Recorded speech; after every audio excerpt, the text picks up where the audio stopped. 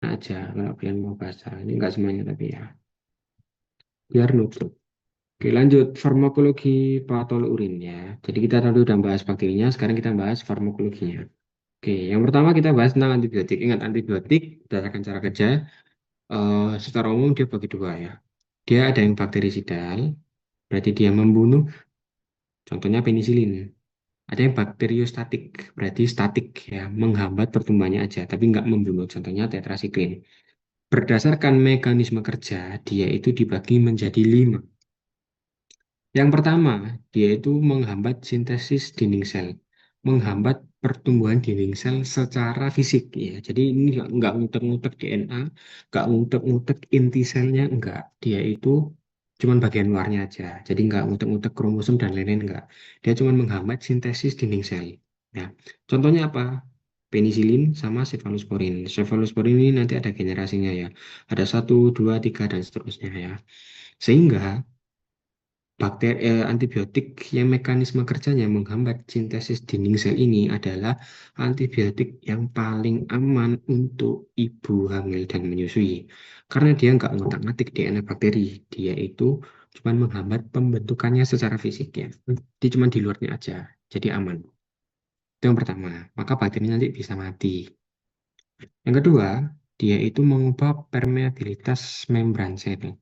Ya, jadi membran selnya, ini kan membran sel ya, gini rapat gini kan, sama antibiotik dia diubah jadi kayak agak longgar gitu, sehingga nanti antibiotiknya bisa masuk tuh, merusak struktur membran sel dan menyebabkan ini komponen seluler pada sel bakteri dia akan rusak ya atau bocor.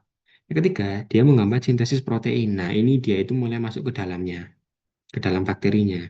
Dia itu contohnya ya, dia akan targetkan kayak protein-protein 30S, 50S gitu ya. Dia sangat spesifik banget ya. Contohnya aminoglikosida ya, tetrasiklin, makrolida, kloramfenikol ya. Sehingga ini rata-rata kurang aman buat ibu hamil gitu. Karena dia itu udah berkaitan dengan ribosomnya, dia udah berkaitan dengan genetiknya gitu ya. Nomor 4, ya ini ada proses translasi dan lain-lain gitu ya. Yang keempat, yaitu menghambat sintesis asam nukleat ya. Dia berkaitan dengan DNA sama RNA. Contohnya adalah fluoroquinolone. Ini terkenal banget. Dia itu menghambat DNA kirase ya. Sama rifampicin. Dia itu juga kurang aman ya buat ibu hamil ya.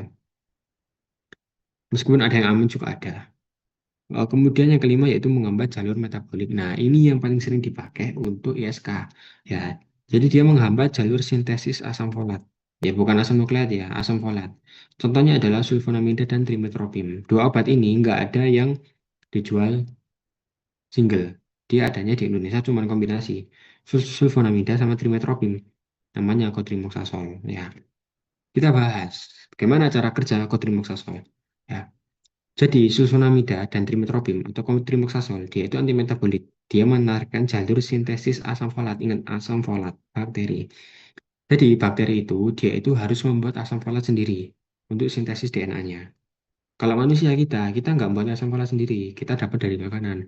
Sehingga antibiotik ini dia nggak mengganggu asam folat kita, aman. Jadi saat bakteri ya ini P-aminobenzoik ini PABA, singkatannya PABA. Dia itu oleh bantuan enzim dihidroterat sintase akan diubah jadi DH asam acid ya. Dari DH acid dia akan diubah oleh dihidrofolat reduktase jadi TH acid. TH acid diubah jadi purin, purin jadi DNA. Ini normalnya kayak gini. Ya. Sulfonamida dia itu bekerja sebagai inhibitor kompetitif ya. Sehingga dia itu menghambat ini dihidrosintase ini. Sehingga DH acid dia akan menurun. Itu yang pertama. Yang kedua, trimethoprim dia itu menghambat enzim ini, DH reduktase ini. Ya, sehingga TH acidnya turun, menyebabkan DNA-nya turun. Sintesis DNA maksudnya ini ya, dia akan turun. Sehingga sulfonamida dan trimethoprim kalau dia bekerja sendiri-sendiri sifatnya cuma bakteriostatik, cuma menghambat. Tapi kalau dia itu diberikan bersamaan ya, maka dia menyebabkan efek sinergis ya. Jadi dia menghambat pembentukan DNA bakteri secara efektif, menyebabkan efeknya jadi bakteri sidal. Jadi karena dua langkah ini dia sangat menghasilkan efek sinergis menyebabkan bakterinya bisa mati gitu ya. Jadi ingat cara kerja kotrimoxazole, dia mentargetkan jalur sintesis asam folat ya, bukan asam nukleat ya, asam folat ya. Kemudian bagaimana kok bisa kotrimoxazole itu kadang resistensi ya terhadap beberapa bakteri ya. Jadi ada dua jalur ya. Pertama dari jalur sulfonamida tadi ya, jalur yang ini yang pertama. Bakteri ternyata dia itu bisa pertama mengaktifkan jalur alternatif. Ya, entah gimana caranya, berarti dia nggak pakai enzim ini, dia itu bisa nyiptain jalan tol, sehingga pembentukan DH asid ini tetap banyak. Itu yang pertama. Yang kedua, ada mutasi gen ya. Kali ini agak susah ya. Emang mutasi genis. Pokok gennya bermutasi jadi resisten. Sehingga afinitas ya, aktivitas diasintase terhadap sulfonamid dia berkurang. Jadi dia kayak apa? Ini nggak peka gitu ya, nggak apa? Sensitivitasnya berkurang afinitas itu. Yang ketiga, bakteri menghasilkan enzim perusak, merusak antibiotik sulfonamida. Ya, jadi pertama dia menciptakan jalur tol alternatif. Kedua, dia ada mutasi gen menyebabkan afinitas atau sensitivitas diasintase terhadap sulfonamida ini dia berkurang. Yang ketiga, dia menghasilkan enzim perusak ya yang nanti akan merusak struktur kimia dari antibiotik sulfonamida. Ini yang pertama untuk jalur sulfonamida. Yang kedua, untuk trimethoprim dia lebih simpel. Dia ada mutasi gen. Kedua jalur ini ya, kedua resistensi ini menyebabkan bakteri dapat terus memproduksi TH acid sehingga sintesis DNA bakteri tetap ada sehingga bakteri nggak mati. Oke. Lanjut, antibiotik yang kedua yang sering dipakai adalah asam nalidiksat ya, yaitu antibiotik sintesis ya buatan golongan quinolon generasi pertama. Dikasih kalau ada ISK ya, sifatnya dia bakterisidal, membunuh, mengganggu sintesis DNA bakteri ya. Pakai targetnya tadi apa? DNA girase. Oke. Kemudian yang ketiga itu golongan fluoroquinolon ya. Jadi dia ini antibiotik sintesis ya. Fluoroquinolon semua antibiotiknya sintesis buatan ya. Beda kayak penisilin. Penisilin kan dia diambil dari jamur tadi kan.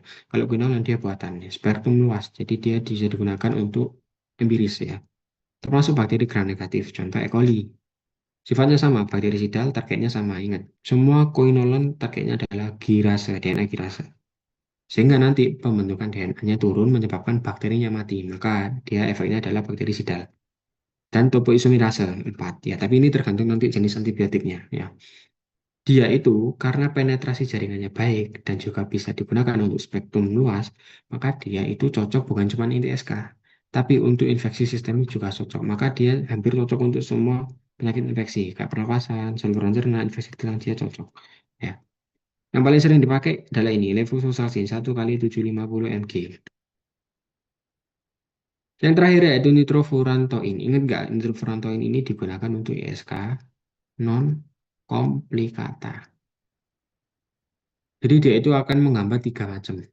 Pertama siklus asam sitrat, pembentukan DNA, sama sintesis protein dinding sel bakteri. Menyebabkan efek sinergis bakterinya mati. Ya. Sensitif sekali untuk E. coli, sehingga dia itu cocok untuk ISK. Ini pertamanya ini, nitrofurantoin. Dan juga dia bisa digunakan untuk profilaksis ya. Dosisnya ISK ya, 2 kali 100 ya. Kalau profilaksis 1 kali 50 sampai 100 mg sebelum tidur maksimal 12 bulan. Tapi dia itu sering menyebabkan isu ya, neuropathy river ya. Jadi kalau ada gangguan DM, mesin DM, terus ada keluhan kayak kesemutan, jangan dikasih nitrofurantoin. Karena nanti dia tambah parah nanti. Kasih yang lain, kayak quinolon dan lain-lain gitu, cotrimoxazole gitu. Oke, setelah antibiotik kita bahas tentang disfungsi ereksi. Ingat, disfungsi ereksi definisinya berarti adalah ketidakmampuan untuk memulai atau mempertahankan ereksi demi suatu kepuasan seksual ya. Jadi dia pertama itu dia nggak bisa ereksi atau dia bisa ereksi tapi bentar. Ya, jadi nggak puas. Kenikmatan seksualnya nggak puas, maka itu termasuk dari disfungsi ereksi. Dia disebabkan karena dua. Pertama karena gangguan organik, contohnya ke DM, HT, gangguan saraf. Dan yang kedua yaitu gangguan psikogenik. Maksudnya adalah stres ya. Kok bisa ya? Jadi untuk faktor organik Gangguan-gangguan organik kayak DM, HT, gangguan saraf ini dia bisa menyebabkan adanya gangguan mekanisme NO. Ingat, NO ini dia berperan untuk ereksi. Kalau NO meningkat, dia menyebabkan vasodilatasi. Vasodilatasi menyebabkan pembuluh darah atau sirkulasi darah di penis meningkat menyebabkan ereksi. Kalau ada gangguan pada mekanisme NO di penis, maka menyebabkan disfungsi ereksi.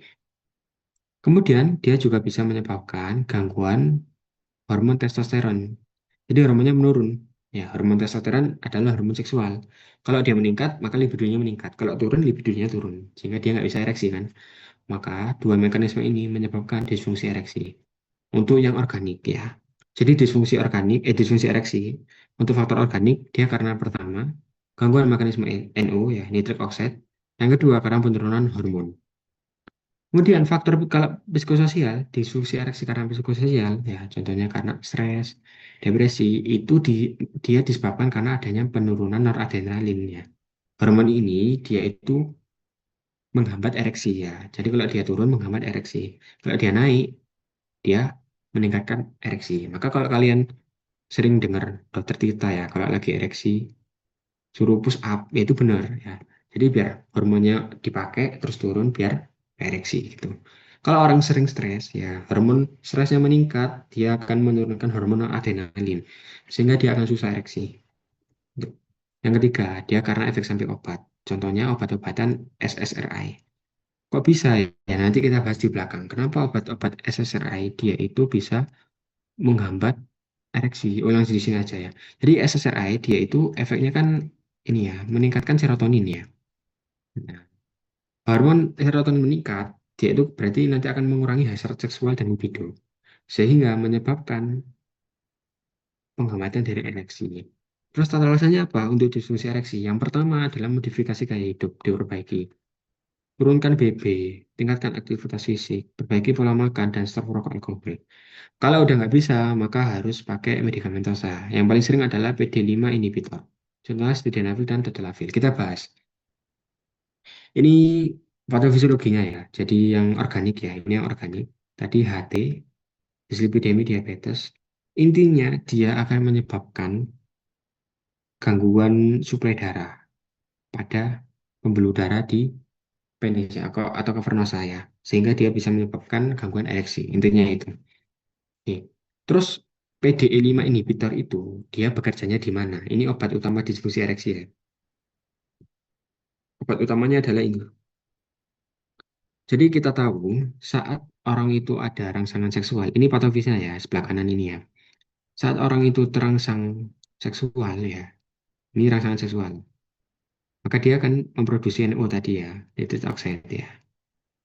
Nitric oxide tadi akan merangsang enzim guanilil siklase untuk merubah GTP jadi CGMP, cyclic GMP. Nah, CGMP ini dia akan menyebabkan relaksasi otot polos.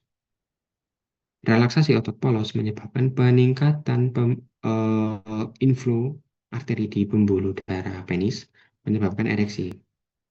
Aku ulang, rangsangan seks menyebabkan pelepasan NO, menyebabkan peningkatan CGMP, menyebabkan relaksasi, menyebabkan atau vasolidasi ya, kemudian menyebabkan aliran darahnya meningkat ya karena vasodilatasi menyebabkan ereksi.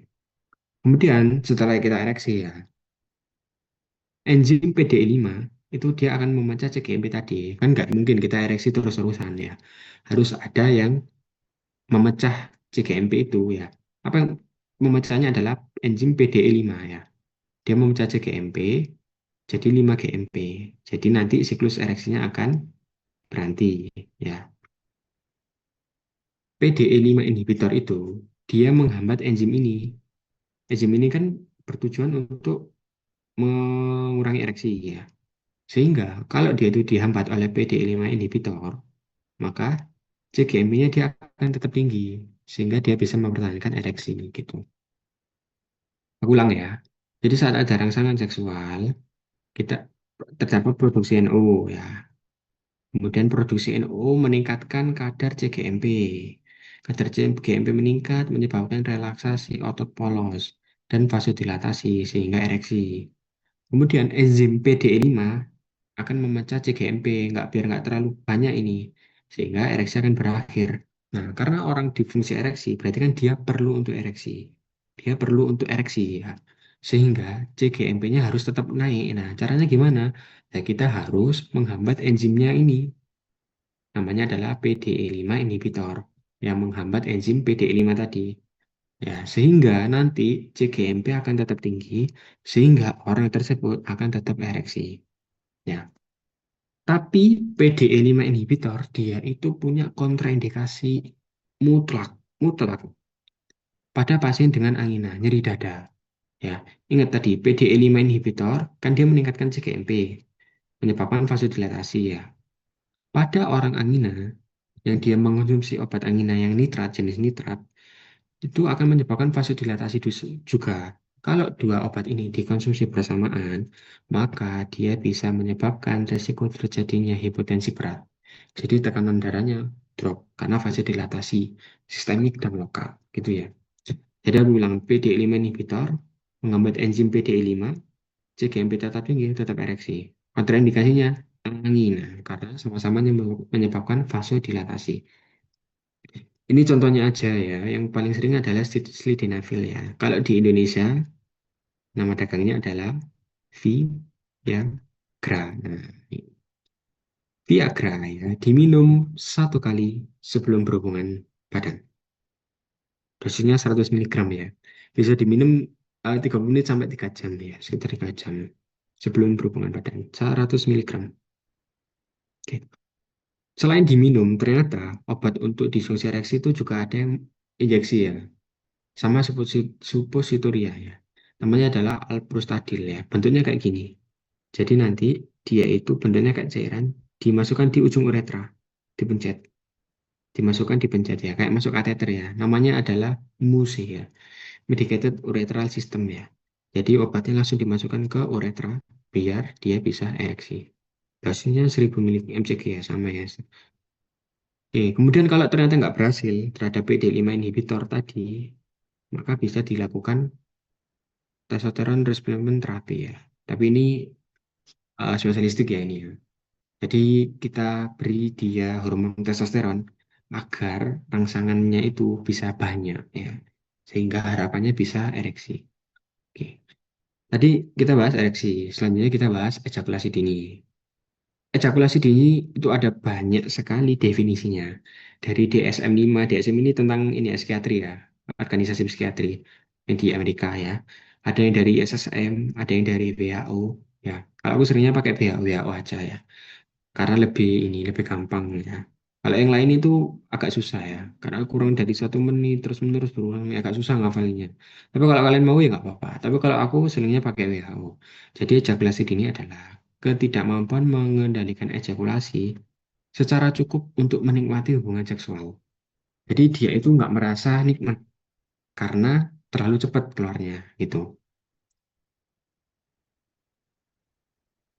Proses ejakulasi dibagi menjadi dua.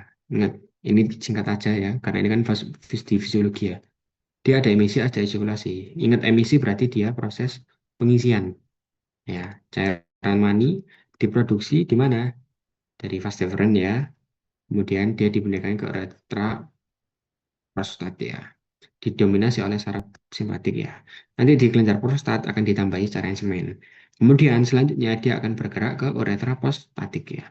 Fase yang kedua, fase ejakulasi ya. Fase ejakulasi berarti dia proses pengeluaran ya atau eksklusi. Nah, ejakulasi itu berarti pengeluaran cairan maninya dari uretra ke keluar tubuh. Didominasi oleh saraf otonom ya, yaitu nervus pudendus ya. Ada area sentral untuk ejakulasi ya. Yang paling utama adalah ini MPOA. Ini adalah pusat ejakulasi. Terletak di mana? Terletak di lobus frontalis, di otak depan. Nah, yang mengatur perilaku seksual pria.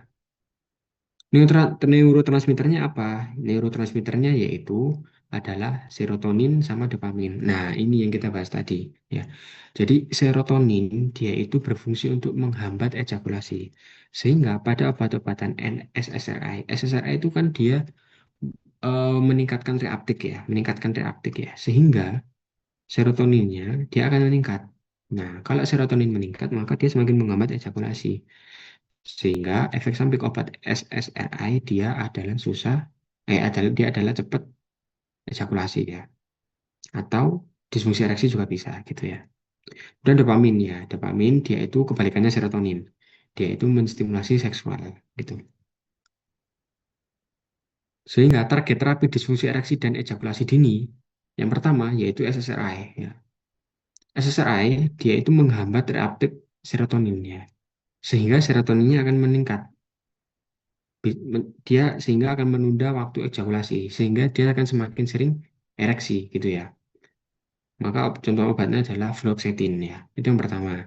Yang kedua dia adalah tramadol. Tramadol itu dia juga sama sebenarnya. Dia menghambat reuptake NE dan serotonin ya. Sehingga serotonin akan meningkat menyebabkan ereksi lebih lama. Ya, sehingga bukan bukan ereksi lebih lama jadi menyebabkan fase ejakulasinya lebih lama ya. Menunda atau ini fase emisinya berarti yang lebih lama. Serotonin dan ini. Jadi dia ereksi, cuman dia nggak ejakulasi ejakulasi ya. Jadi serotonin itu fungsinya itu. Semakin banyak serotonin, semakin lama waktu yang dibutuhkan untuk ejakulasi. Sehingga terapi utama ejakulasi dini yaitu SSRI dan juga tramadol ya. Sama ya tadi ya. Sehingga tramadol itu nggak boleh digunakan bareng dengan SSRI karena dia bisa menyebabkan ketergantungan. Ya, maka kombinasinya harus dihindari.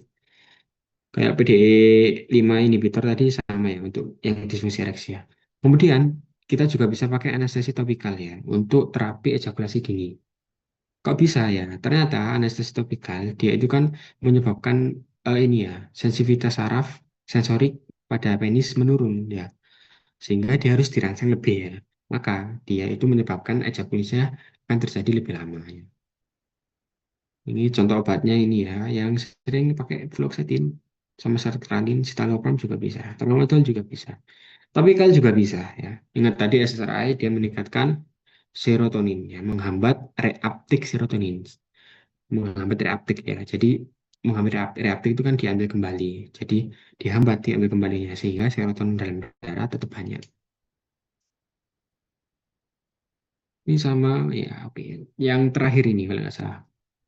Yang terakhir pada obat patonurin adalah diuretik. Oke, kita nggak bahas antibiotik, kita udah bahas antibiotik, kita udah bahas disfungsi ereksi sama ejakulasi dini. Sekarang kita bahas diuretik ya. Untuk diuretik, rangkuman setelah diuretik ada di slide ini ya. Jadi diuretik itu ada macam-macam. Namanya yang pertama adalah diuretik loop. Ingat loop itu berarti dia berulang. Contohnya adalah furosemid ya. Dia itu menghambat penyerapan ini ya, Na ya, NaCCl ya. Sehingga dia merupakan diuresis yang paling poten ya. Yang kedua, dia adalah diuretik tiazid ya. Tiazid dia kerjanya di tubulus distal bagian awal. Sama mirip kayak diuretik loop, cuman dia itu nggak sepoten loop ya. Karena dia cuman mengurangi ekspresi CA aja. Kalau yang loop dia kan mengeluarkan sejumlah besar NaCCl dan meningkatkan ekspresi. Kalau yang diazid dia cuman mengurangi ekspresi CA ya, sehingga meningkatkan reabsorpsinya. Gitu. Yang ketiga adalah diuretik hemat kalium ya. Contohnya yang paling sering adalah spironolakton ya. Dia itu menghambat reabsorpsi Na, jadi menghambat pembentuk penyerapan Na sehingga urinya akan lebih banyak ya. Ingat semua obat diuretik menyebabkan volume urin akan meningkat. Kenapa? Ya ini karena dia mengeluarkan elektrolit tadi, ya dia mengurangi ekspresi, ya meningkatkan reabsorpsi ya, kemudian menghambat reabsorpsi, mencegah hipokalemi dan lain-lain gitu ya. Oke, kita bahas satu-satu aja, biar nggak bingung ya. Ingat pertama diuretik loop ya. Ingat diuretik loop yang paling sering adalah furosemid ya. Dia bekerjanya itu di loopnya. Dia menghambat penyerapan kembali NaCl ya di dalam Hansa-Hensel ascending di sini. Ini loop diuretik. Dia itu menghambat penyerapan NaCl sehingga volume urin akan meningkat. Oke. Kalau tiazid itu bekerjanya di tubulus distal, ya. Tiazid itu di tubulus distal di sini kerjanya tiazid. Dia beda, ya. Dia nak sama, ya. Kurang lebih ya, dia akan menghambat reabsorpsi ya H2 dan juga membuang kalium ya. Sehingga ekskresi Na-nya, Cl dan H2O dia akan meningkat ya. Volume urin akan meningkat. Kalau diuretik hemat kalium ya, diuretik hemat kalium itu contohnya spironolakton, dia itu memblok kanal Na+. Ya di sini.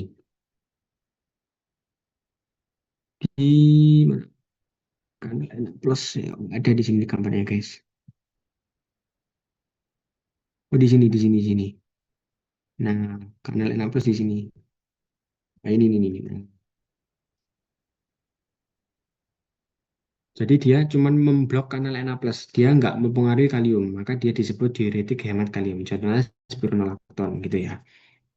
Kalau karbonik anhidrase ya, karbonik anhidrase ingat dia itu adalah enzim pengkatalisis ya, mengubah H2CO3 jadi HCO3-min, ini bikarbonat ya, karbonat dan juga ion H+. Ion H+ ini ion asam ya. Jadi eh, reabsorpsi bikarbonat normalnya ya. Bikarbonat ini dia kan akan diabsorpsi di dalam tubulus ya. Yang kemudian dia dikatalisasi, dipecah oleh enzim karbonik anhidrase menjadi CO2 dan H2O. Nah, jika enzim ini dihambat ya, enzim ini dihambat, maka penyerapan bikarbonat kan dia akan menurun. Penyerapan di bikarbonat menurun menyebabkan penyerapan enaknya juga menurun. Sehingga volume urin ya di darah akan meningkat ya. Ini contoh obatnya aja sih. Dan terakhir adalah diuretik osmosis ya. Kalau diuretik osmosis, dia itu eh, menarik cairan ya. Ingat, osmosis berarti sifatnya adalah menarik cairan. Jadi dia nggak main di elektrolitnya, nggak. Cuma dia menarik semua cairan nih. Contohnya adalah manitol ya. Jadi dia menarik cairan yang ada di jaringan dibawa ke vaskular ya. Sehingga urinnya nanti akan lebih banyak. Oke. Yang terakhir, kita akan membahas tentang inkontinensia urin ya. Inkontinensia urin berarti dia itu ngompol ya, gampangnya dia ngompol. Penyebab ngompol itu ada banyak ya. Yang pertama atau jenisnya dia itu bisa disebabkan karena ini overflow. Overflow itu berarti penuh ya. Cuman nggak bisa ngosongkan ya. Ya. Biasanya karena lansia ya. Jadi nggak bisa mengosongkan kandung kemih. Atau biasanya paling sering karena ada obstruksi di sini. Karena ada obstruksi batu. Yang kedua, dia karena stres. Ya, stres itu maksudnya bukan stres pikirannya. Ya bisa, stres pikiran bisa. Tapi karena peningkatan tekanan abdomennya, sehingga dia menekan dinding-dinding VU menyebabkan kencingnya keluar. Gitu. Ya. Yang ketiga yaitu urgensi. Urgensi berarti dia adanya kelemahan otot panggul, sehingga ada kencing dikit nggak bisa tahan, menyebabkan urgensi. Seringnya dia karena gangguan neurologis ya, kayak stroke dan lain-lain gitu ya. Oh ya, sorry, yang overflow ini berarti dia karena ini ya, urinnya berlebihan, bukan obstruksi ya, urin berlebihan, terus kayak misal nahan urin, nahan pipis, menyebabkan overflow. Nanti kok ngompol lama. Obatnya apa? Langsung aja. Obatnya yang pertama adalah pseudoephedrine ya. Ini pseudoephedrine mungkin nggak asing, dia adalah antidekongestan, obat dari pilek. Ya, kok bisa ya? Ternyata agonis alfa satu ya dia itu menyebabkan kontraksi otot panggul ya. Menyebabkan otot panggul akan lebih kuat ya. Sehingga dia itu cocok untuk inkontinensia tipe stres. Ya. Yang kedua adalah desmopresin. Desmopresin ingat, dia sifatnya antidiuretik. Kalau diuretik, tadi kan dia menyebabkan volume urinnya meningkat. Kalau antidiuretik berarti menyebabkan volume urinnya gitu ya. Maka dia cocok untuk inkontinensia tipe enuresis. Enuresis ini maksudnya adalah ngompol malam hari. Malam hari. Biasanya di anak kecil. Yang ketiga adalah histamin. Dia itu antimuskarinik. Ya, berarti dia cocok untuk yang selain dua ini ya, yaitu yang urgensi sama campuran. Ingat ya, pseudoephedrine agonis alfa satu bukan beta satu ya. Kalau desmopressin dia antidiuretik ya. Kalau iskosamin dia anti muskarinik. Pseudoephedrine cocok buat apa tadi? Stres ya, karena dia kontraksi otot panggul ya. Kemudian kalau yang desmopressin, dia itu cocok untuk yang enuresis karena menurunkan volume urin. Jadi cocok buat yang ngompol malam hari biar nggak banyak urinnya. Kalau muskarinik berarti selanjutnya ya, urgensi sama campuran. Oke, ini sama ada plus flaksofat ya. Flaksofat ini dia spasmolitik ya. Spasmolitik itu dia menyebabkan ini spasme mengurangi spasme otot VU ya. Sehingga tidak gampang kencing, tidak mudah BAK. Indikasinya apa? Ya disuria ya. Disuria ini berarti dia sakit, bisa karena terlalu kram ya, ototnya bisa. Urgensi, berarti dia urgensi itu dia nggak bisa nahan. Nokturia, kencing malam hari. Inkontinensia, yang ngompol sama nyeri ya, karena ada kaku otot tadi ya. Oke, yang terakhir adalah BPH. Ingat BPH, berarti kan dia ada pembesaran jinak prostat ya. Yang paling sering digunakan adalah alpha satu blocker ya. Beda dengan pseudoephedrine ya. Pseudoephedrine kan dia agonis ya. Kalau yang satu, yang PPH dia alpha satu blocker. Dia itu untuk menghambat kontraksi otot polos prostat. Yang paling sering dipakai adalah tamsulosin. Kemudian yang obat kedua yaitu alpha reduktase. Ya, kalau alpha reduktase dia itu menghambat testosteron jadi DHT. Contohnya adalah finasteride. Ya, ini ya, pakainya ada dua ya. Alpha satu blocker sama inhibitor 5 alpha reduktase. Jangan kebalik dengan yang disfungsi ereksi tadi ya. Kalau disfungsi ereksi kan dia PDE ya. Ingat PDE kepanjangannya P pengobatan disfungsi ereksi gitu aja. Kalau yang BPH yang inhibitor 5 reduktase ya. Ya oke, yang paling sering adalah tamsulosin. Tamsulosin itu dia adalah penghambat alpha adrenergic ya atau alpha blocker. Sifatnya sangat selektif, hanya memblokir reseptor yang ada di prostat dan kandung kemih. Ya, karena dia sangat selektif, maka efek samping pada kardiovaskularnya sangat rendah. Karena dia cuma memblok di kandung kemih. Oke, oh terakhir udah. Langsung soal nomor satu. Ejakulasi dini dapat diatasi dengan obat yang bekerja menghambat selektif serotonin reaktif SSRI. Berikut ini yaitu yang termasuk dari SSRI.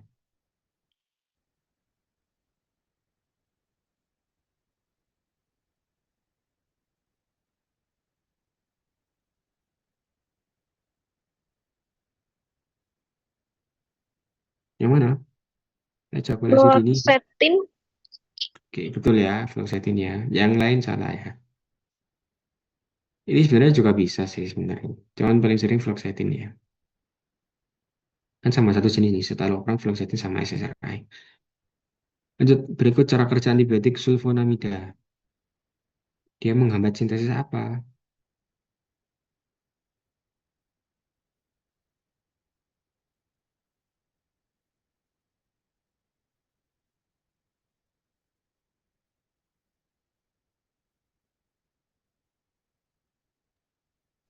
Dinding bakteri bukan nggak? Bukan, salah. Dinding bakteri ini dia penisilin. Ingat sulfonamida tadi adalah cotrimoxazole. Dia menghambat titik-titik-titik sehingga nggak jadi DNA. Asam folat. Nah, mirip sama asam ya asam folat ya, jawabannya ya betul ya. Jangan keliru sama asam nukleat ya, beda. Asam folat sulfonamida. Kalau asam nukleat itu yang eh, ciprofloxacin golongan quinolan tadi. Lanjut, pseudoephedrine dapat digunakan untuk terapi inkontinensia dengan menurunkan kontraksi bladder melalui reseptor titik-titik-titik blocker. Alfa satu. Alfa satu betul ya. Alfa satu blocker. Lanjut, obat anti-inkontinensia yang bekerja pada reseptor muskarinik. Dia anti muskarinik. Sudah versi singkat tadi alfa satu. Ini bukan ya, ini amitriptyline ini bukan ya, ini obat psikiatri ya. Desmopressin dia itu antidiuretik. Lawan katanya diuretik ya. Berarti yang mana jawabannya? Yang antimuskarinik.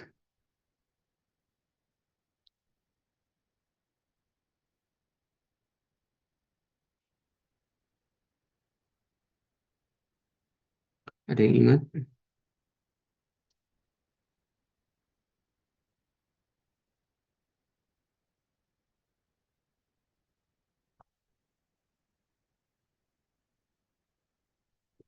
Apa ya?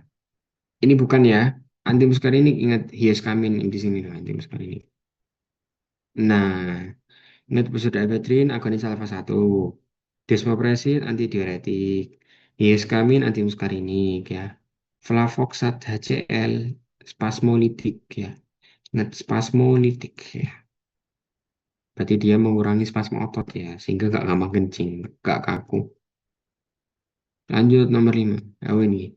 Desmopressin digunakan untuk kasus inkontinensia berikut ini. Ya, ingat nggak? Desmopressin. Enuresis. Ah ya, betul ya, gampang ya. Kalau yang stres tadi yang pseudoephedrine ya.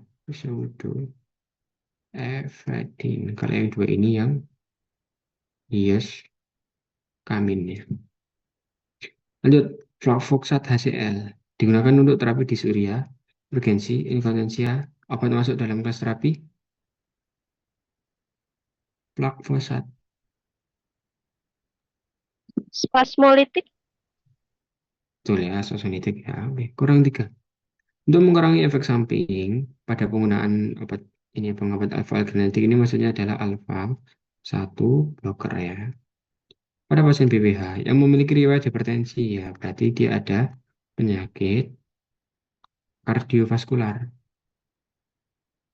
Maka dipilih obat yang ESO kardiovaskularnya paling rendah ya. Obat apa itu? Yang efek sampingnya paling rendah. Tamsulosin. Tamsulosin ya, gampang ya, tamsulosin. Lanjut, finasterid adalah obat anti BPH yang bekerja dengan meredakan gejala BPH dengan mekanisme kerja menghambat titik-titik-titik. Alfa satu bukan ya. Tadi alfa satu itu adalah tamsulosin. Kalau finasterid titik-titik-titik. Alfa reduktase. Betul ya, dia menghambat alfa reduktase ya. Dia berarti menghambat testosteron berubah menjadi DHT. Dihambat ya. Jadinya nggak gede ya. Karena hormon DHT itu yang menyebabkan hiperplasianya ya, bukan testosteronnya. Kalau testosteronnya aja belum.